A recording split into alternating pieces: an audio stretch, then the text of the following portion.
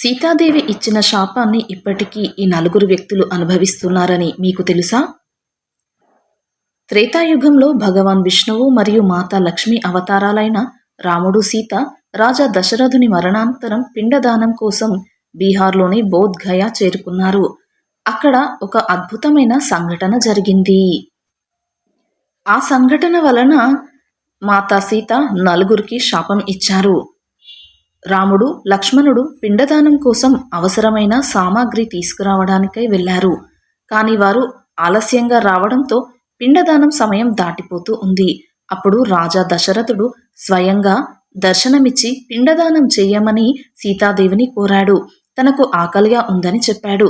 అప్పుడు సీతామాత శ్రీరాముడు మరియు లక్ష్మణుడు వచ్చిన తరువాత బియ్యం నువ్వులతో పిండాలు చేసి ఇస్తానని చెప్పారు. కానీ దశరథుడు ఆలస్యం చేయవద్దని, తనకు ఆకలిగా ఉందని ఫల్గు నది ఒడ్డున ఇసుకతోనే పిండాలు చేసి తనకివ్వమని కోరాడు. దాంతో రాముడు, లక్ష్మణుడు రాకముందే సీతాదేవి పూర్తి విధి విధానాలతో ఇసుక పిండాలు సమర్పించారు. అక్కడ అప్పుడు సాక్షులుగా ఉన్నవి అక్షయ వటవృక్షం, ఫల్గు నది, ఒక ఆవు, ఒక తులసి మొక్క మరియు ఒక బ్రాహ్మణుడు, ఈ 5గురు.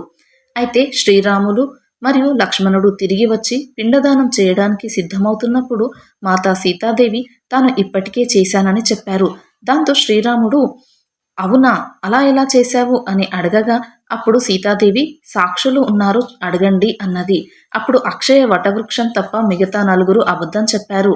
ఫల్గు నది, ఆవు, తులసి మొక్క, బ్రాహ్మణుడు సీతాదేవి పిండదానం చేయలేదని అన్నారు. అప్పుడు దశరథ మహారాజు స్వయంగా దర్శనమిచ్చి సీతాదేవి చేసిన పిండదానం స్వీకరించానని చెప్పడంతో సీతాదేవి నిజం చెప్పింది అని తెలిసింది. దాంతో కోపించిన సీతాదేవి ఆ 4కి శాపం ఇచ్చారు.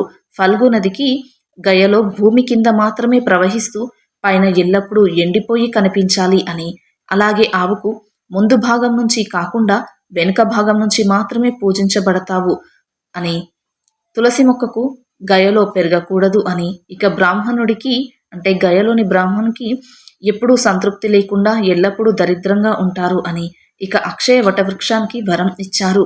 గయకు పిండదానం కోసం వచ్చే ప్రతి ఒక్కరూ నీకు కూడా పిండం సమర్పిస్తారు, నువ్వు అక్షయం అవుతావు అని. అందుకే ఈరోజు కూడా ఆ 4 సాక్షులు మాతా సీతాదేవి ఇచ్చిన శాపాన్ని అనుభవిస్తున్నారు అంటారు.